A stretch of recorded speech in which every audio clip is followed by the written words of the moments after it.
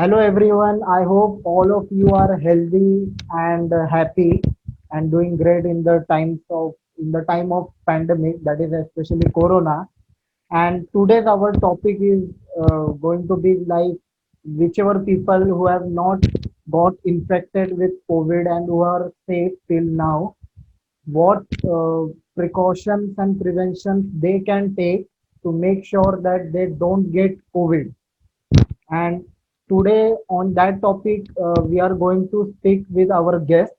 And before that, I want, sir, you to introduce yourself to our people and to the audience. Sure, yes. So my name is Ray Taylor. I have a medical background, but now I work on pandemic preparedness and prevention.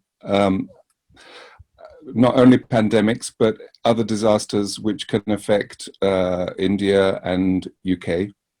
Those are my two countries which I love the most. And in fact, my mother, when she was pregnant with me, she was studying Hindi and Sanskrit. So I have a very long connection.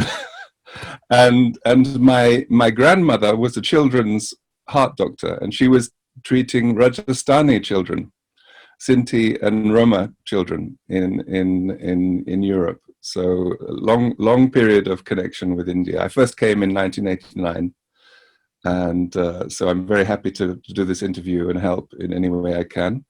I'm also the co-founder of allfed.info. It's a United States non-profit. We're also setting up in the UK, and we work on famine prevention. So that's a quick introduction.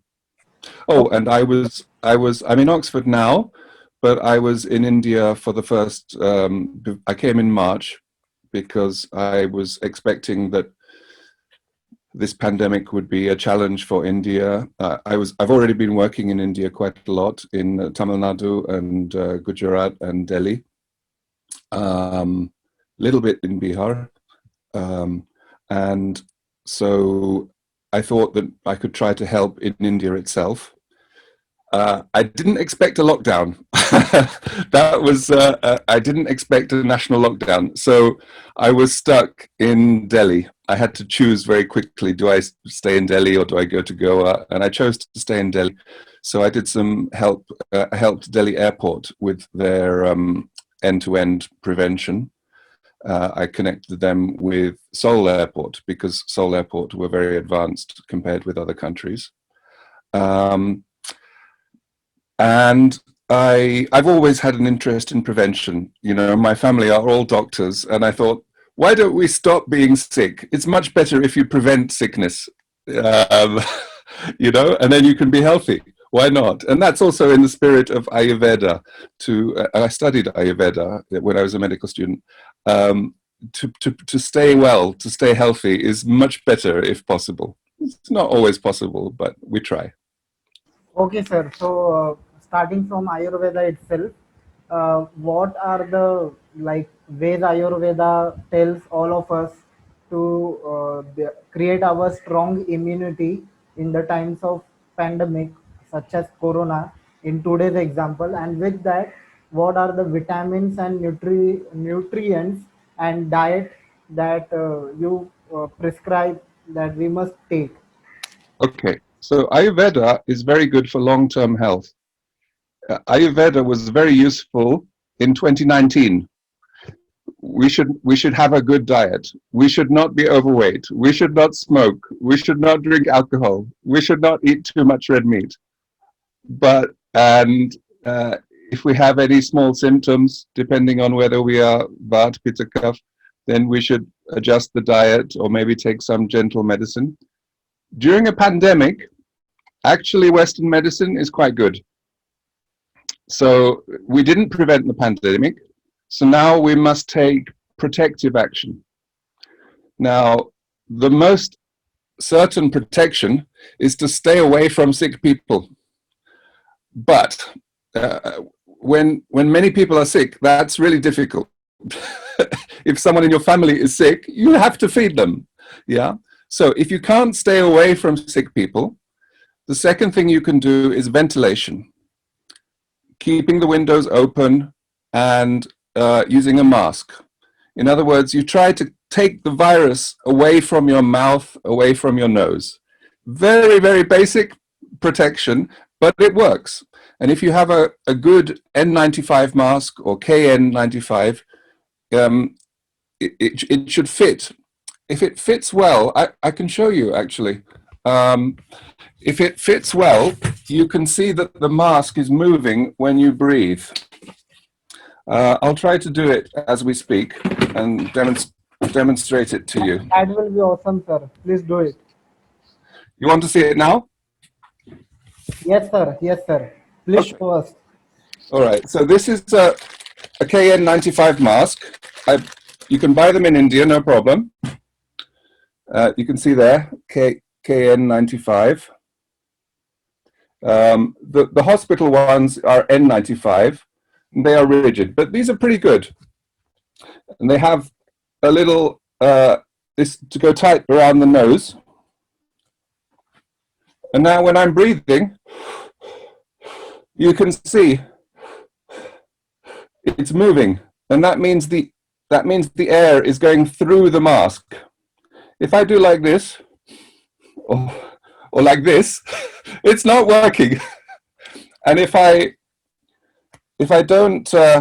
open like that, it doesn't move. But if I do like this, that's correct. So if you have, so for example, maybe you have a young person in your family who gets infected. They're not very sick. But if your grandfather is at home or your father is at home, you can infect them. So everybody should wear a mask, the sick person and the healthy person. And this is the quite good protection. Ventilation is also important, but the mask is helpful. Vitamins, you asked about vitamins. So before we talk about vitamins, let's talk about even better protection. The best protection for reducing death is the vaccine. All of the 3 vaccines in India are very good for preventing death. So that's the Serum Institute Covishield, Covaxin, and now Sputnik. All 3 of them will prevent death. But when you go to get your vaccine, you must wear your mask. That is the fun part. It's no good if you go to the vaccine and you get infected in the queue or in a taxi or a bus. So actually the best thing is to go in an auto. Go in an auto, you wear a mask, the driver wears a mask, in the queue, you wear the mask, yeah? You get your vaccine and you go home and for 2 weeks you wear a mask. This is for Covishield. The Covishield becomes effective 2 weeks after the injection. Yeah, so don't go to a party the same day after your vaccine. Yeah, don't hug your grandfather. Don't. Essential part. Yeah, just take it slowly. Have your vaccine and have 2 weeks. Now, there's a shortage of vaccines. So what do? So the first thing is we should vaccinate the people who are in most danger. And that's the older people, especially over 70, over 60, overweight, and over 50 and overweight. And actually, men are more risk than women. How old are you? I'm 25. Ah, you're fine. You're a baby. But if you have an older brother who's 45, overweight, or diabetic, please encourage him to get the vaccine. We should give and the government is doing this. The government is prioritizing the free vaccine in India for the older people. It's exactly the right thing to do. Because and we've been doing this in the UK, and the death rate is almost down to like 0, close to 0 now for the death rate. All right. But let's say you can't get a vaccine and you want to take vitamins. Which vitamins to take? Number 1 is probably vitamin D. Vitamin D is, a lot of people have low vitamin D especially during lockdown, we don't get enough sunshine. So sunshine is a little bit difficult in India in the summer because it's too hot. It's so hot. Oh my God. After 10 o'clock in the morning, it's so hot. So you can't get any sunshine. So your skin will normally make vitamin D. But you can take vitamin D. The Indian brands are really good. You can get super strong vitamin D cheaply in an Indian pharmacy. It's very good vitamin D. And it will, if you have low vitamin D, it will help to protect you. The second is selenium, except in Punjab. Now, in Punjab, there is a lot of selenium in the soil, not everywhere, but in some places. So same, if they have arsenic, they also have selenium. So if you drink bottled water, it's okay. But in most places in India, you could take a small amount of selenium, and that will also help your immunity. Number three, this will be a surprise. Number three is humidity. Humidity, yeah. Now, inside our lungs, we have mucus, a little bit like this, yeah? It should be moist. And if it becomes dry, if we breathe a lot of dry air or very cold air, then this dries out and it stops protecting against the virus. In the mucus, we have glycans, and this can protect. So that's why in some cold countries, they had a big problem, and some dry countries. It's also one of the reasons why the virus is seasonal.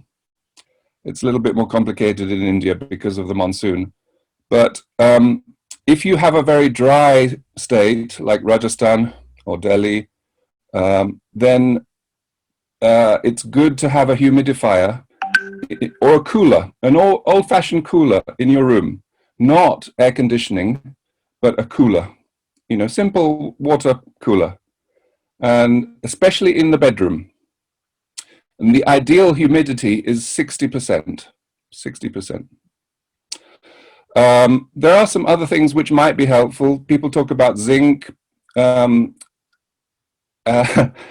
people who are taking antidepressants seem to be not getting sick, fluvoxamine and fluoxetine, but we only have small studies about this. But if you're taking an antidepressant, don't stop. Keep taking it, okay? Keep taking your antidepressant. This is not a good time to stop taking your antidepressant because it could be protecting you. It's fluoxetine, fluvoxamine, venlafaxine, citalopram are the ones which seem to be protective. Sir, but antidepressants are for it. The noun, the name itself says depressants. It's for depression. Is that something their relation? It's usually for depression. We don't know exactly why, but we think it's because of chemistry that it gives some extra protection. Also, there is something which works together with zinc. The zinc is protective if it goes inside the cells. And to go inside the cells, it needs something called quercetin, which I have very good news for you. You can get quercetin in okra and red onions. Red onions and classic Indian food.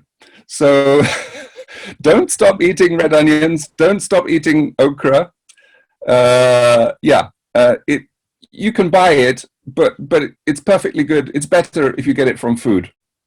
So that's good news for India. Okra can help. The vaccine is more certain. So, and also, if you have a vaccine and also vitamins, then your immune response could be better. If you're malnourished when you take the vaccine, you might not get such a good natural immune response. So it's good to do both. Have the vaccine, also have the vitamins.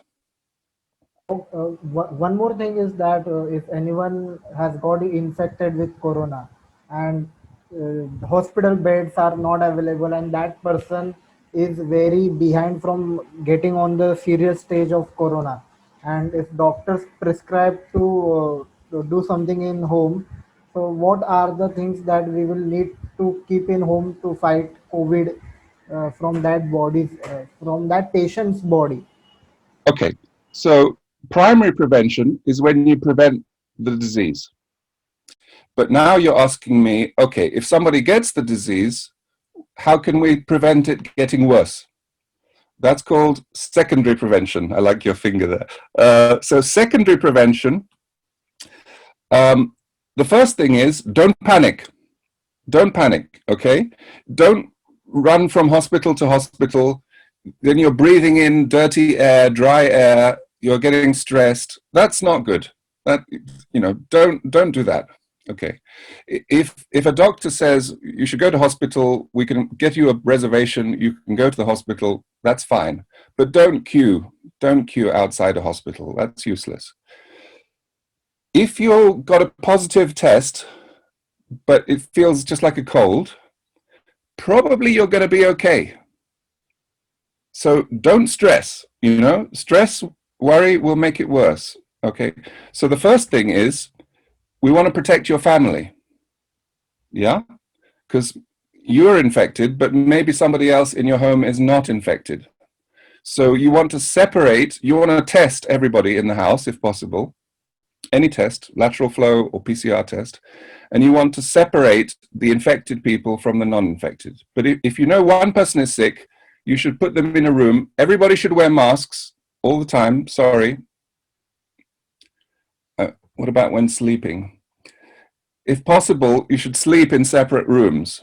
But if not, separate as much as possible, you know, and try to put the sick people in one place and the healthy people separately. So the first thing is try to protect the rest of the family. Open the windows. Ventilation is still good. Even if it's too hot, open the windows a little bit. Try to get you want to take the virus away. That's the basic principle. Separate the virus from the people. Now, this is unofficial. I'm going to give you some unofficial information. It's not confirmed. All right. I've been trying to find some cheap medicine which will give protection in India for people who are just a little bit sick. Yeah. So there are two drugs which the Americans are trying. One I mentioned before, fluvoxamine. You can buy it in India. It's perfectly possible. And maybe that's enough. So if I couldn't get a hospital and I couldn't get a doctor, I would take fluvoxamine. Now, it's not a dangerous drug. You can take it for 2 weeks. It could help to prevent you getting seriously sick. Apart from that, if you feel like you have a cold, you can take paracetamol so you don't feel so bad, and rest and get some sunshine. No harm to get some sunshine 9 o'clock in the morning, 8 o'clock, 9 o'clock before it gets too hot. And don't stress. You know, you'll probably be okay. You'll probably be okay. Now, it's useful. Somebody in your building or in your street might have an oximeter. They go on the finger and they tell you your oxygen, and you can check 3 or 4 times a day. If your oxygen is above 94%, no problem. You'll be fine. You'll be fine. If your oxygen is dropping 94%, 92%, 90, 88, that's a warning. It usually happens in the second week. So the first thing, again, don't panic. Don't rush to a queue. It's nice to see you laugh. Don't panic. First thing you can do, when you're in your bed, you can lie on your stomach. And you can sometimes see immediate improvement in oxygen. It allows the oxygen to reach all parts of the lungs. It's strange, but it's true. Second thing you can do is call a doctor. Try to get telemedicine. So, for example, Apollo Delhi is doing telehealth, but there are other services in India. And there are also international NRIs in America, in USA. They are providing telemedicine advice. So with Apollo telehealth, you might be able to get oxygen at home. But when you get oxygen, it should be humid. If you put cold, dry oxygen into your lungs, the oxygen dryness can damage your lungs. Okay, so if you see on the TV, sometimes you see the oxygen is bubbling through water. Yeah, on the Yes, TV yes, sometimes. yes, Yeah, yes. that's good. That's for humidifying the oxygen. Another way is to mix the oxygen with humid air using a cheap ventilator called a CPAP or a BiPAP. So it's better if a doctor is giving advice for the individual patient. So dry And oxygen is harmful. Dry oxygen directly going. we don't want dry oxygen. We want humid oxygen. Humidity protects the lungs. Yeah. If you've ever been to the Himalayas and you go out in the morning when it's cold and you breathe in the cold air, you feel a shock in your lungs. That's It's a bit true. like bit like smoking. It's like so that's the effect of the cold air warming up and becoming very dry. So you need the doctor to advise how to take the oxygen correctly. If you can't get a doctor, the simplest thing is nasal oxygen, just a tube giving oxygen to the nose, and then it's mixed with the room air. So if you can't find a doctor, then that's the safest thing to do. But the doctor can also give advice about steroid, dexamethasone, when to take it, not too much, not too long, just the right amount of dexamethasone. That can help to prevent death, and also anticoagulants to protect against blood clots. But that's very difficult. That should be done always by a doctor to get the right dosage for the right patient. Sometimes you don't do it because the patient has the opposite problem. So it depends on the person. So we can't give advice on Zoom or YouTube. It must be the local doctor. That's very essential. The main and essential thing is that what are the workouts that we need to do in the times of pandemic. And I've even heard this also, that those people who cannot breathe properly, they have been advised to do some physiotherapy. So how much this holds true? And Is this for prevention or for therapy? I think so. They have shown in the news only somewhere that For treating patients. for increasing the capacity of the lungs so that they will be able to breathe by So, physiotherapy. all right. So I'll answer the question in two parts. If you're not sick, it's good to keep physically fit. Doing exercise, and a bicycle. Classic Indian transport. A bicycle will keep you fit and also keep you safe because you're not in a car with someone, so you're not exchanging the air. So if you can get a bicycle and use it for going to the shops or whatever, but keep going with your normal exercise, with morning running when I was in Delhi, I went to a little park where they had some exercise machines in the park. It was fantastic. I was so lucky. So, privileged situation. But you can do sit-ups at home. You can do press-ups. You can dance. Dancing is great exercise. You can find aerobics on YouTube, and you can do some aerobics exercise. So keep going with your exercise. Keep going with healthy diet. Now, it is true that if you are seriously sick with COVID, physiotherapy for the chest can be very helpful, but it's expensive and difficult because you need 3 or 4 people. They must have very good protection. So if you're rich, for sure. Go for chest physiotherapy if you can. It's to keep, they will help you to cough, to expel debris and but that's a little bit dangerous for the physiotherapists. That's why it's not cheap, because you have to do it very carefully.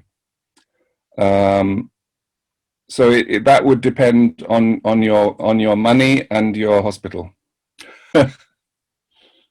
Is that true that some people are even saying that to stay fit in the times of pandemic also increase the oxygen, like the lungs level of taking the oxygen, pranayam or some breathing exercise will be helpful? What is your opinion on this? Yeah, I mean, so general aerobic fitness, going jogging, um, doing exercise is good. Pranayama and meditation, if you become less stressed, that's helpful. Being stressed, breathing becomes more shallow. That's not so good. But I would say the most important thing is to stay physically fit. And this is great for the housewives. The husbands, if they don't want to do something useless exercise, they can help with the housework. That's a really useful exercise, really positive, to do Help with some the cleaning, metabolism. do some hoovering, vacuum cleaning, polish the windows. Any movement is a good thing. Gardening, yeah. So this is the last question, like the second last question. So, what is your experience till now while stopping and preventing coronavirus, and how you manage to stay emotionally and mentally and as well as physically healthy and strong? Me personally, Yes, you personally. okay, so in 2020, so people have been warning for some time that there will be a pandemic. This is not, honestly, this is not a surprise. So I was ready for it in January 2020. So immediately I started distancing, and I started thinking, okay, I'm not too old, so I'm fairly safe. How can I help? And I decided to prioritize India, because I've thought, it could be really bad in India. My wife is Tamil, and so we discussed, and we agreed that I would start in Tamil Nadu. So I went to talk to the public health department in Tamil Nadu, and then in Hyderabad. Um, it was quite difficult in the beginning at India. I was trying to say, look, this could be really bad, and they were saying, well, all the decisions are made in Delhi. You can't help us much here. You should go to Delhi. So I went to Delhi. Um, one of the first things I did was I formed a WhatsApp group with Indian engineers. So we were really working together to try to make ventilators. So it was good to be part of a group. I didn't feel, even though the lockdown started, I didn't feel isolated. I knew how to protect myself. I knew how to use a mask and blah blah blah. But it was nice to have a social contact. Also, I was having very good support from my company. Yeah, my director of operations, Sonia, Cassidy, and the whole team. And they agreed that we should focus on the pandemic quite early. So I had a social group in India, and I had my international support. And I mean, it was a horrible pandemic, but I felt like I can do something useful. So I had a mission to try to save lives in India. And I became interested in vitamin D because it's cheap and anybody can do it. It doesn't depend on the government. It doesn't depend on a dog. Anybody can buy vitamin D. So even if it's only 10% protective, when you have millions of infections, 10% is a lot. So any small difference from vitamins, I thought, okay, this is something we can do, which anybody can do.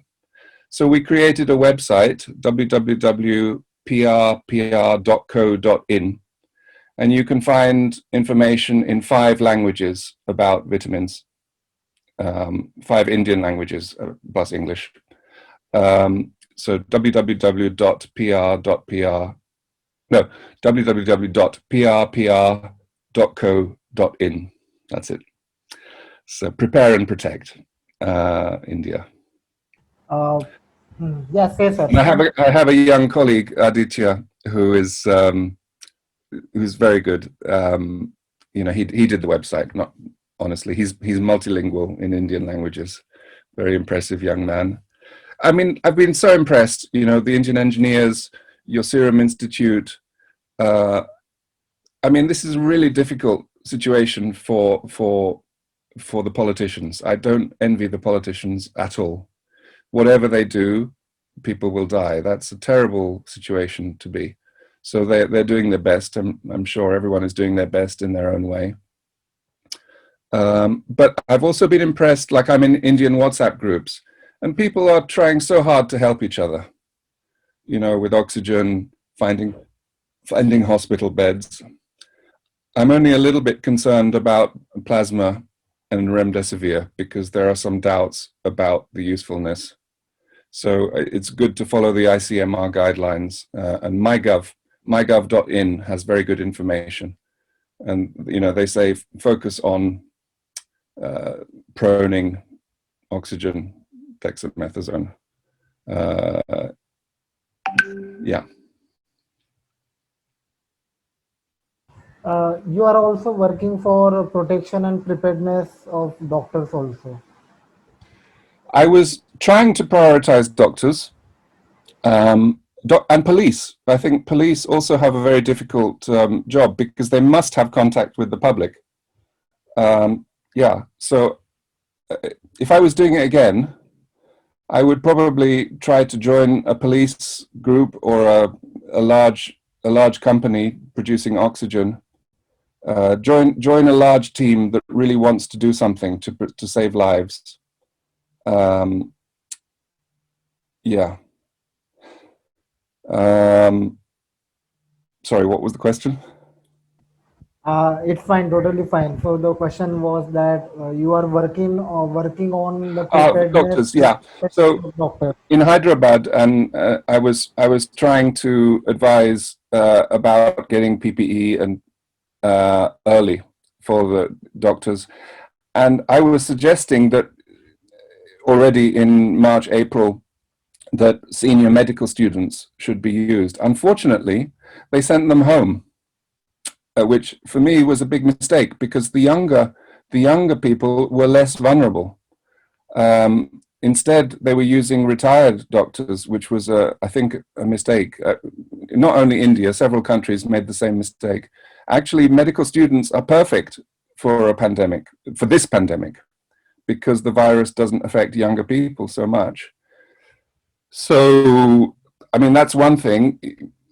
Don't let your older doctors work directly with COVID patients until they have the vaccine. After the vaccine, it's okay, especially after 2 doses. But if you have, I mean, doctors over 50, very, very high priority for receiving the vaccine, and nurses, and hospital cleaners, and police. Your fat policemen, we like fat policemen, but they should have the vaccine, okay? Protect your police, protect your doctors, because we need them. We really need them now. And frankly, your politicians also. Politicians have to meet a lot of people. So it's not wrong for politicians to have priority. It's not wrong. But the most important priority is the over 50s, and especially the over 60s. We don't want to lose a lot of fathers and mothers. We don't want COVID Uh, orphans. so what of those people who are below 50, like they are also young age population. So what's the logic preferring 50s and 60s? Any quick Because the answer? death rate is highest over 60. Over 50, the death rate is about 3%. that's not great, but it's not terrible. But over 60, it really goes up. So I think we can say that, but the over 50s, many of them are fathers. They are wage earners, you know. So even 3%, when you have a million cases, 3%, that's a lot of fathers. That's a lot of families. So I think prioritizing over 50 or even over 45 is still important. The 18 to 30s, they're not going to die. Very few are going to die from COVID. You know, if they take vitamins, if they wear a mask, if they keep away from sick people, if they keep away from dry air, they're probably going to be fine, you know. So the government is right. They are correct to prioritize the over 45s, over 50s. And don't criticize them if they prioritize police and politicians. That's also correct on this occasion. On this occasion, not always, but on this occasion, that's fine. Okay, so sir, thank you so much for speaking with all of our audience and whoever is watching this show right now. And thank you so much. And I hope people you will take the precautions and whatever insights are mentioned in this video. And lastly, again, be safe, be healthy, and be happy. And bye bye, all of you. Thank you.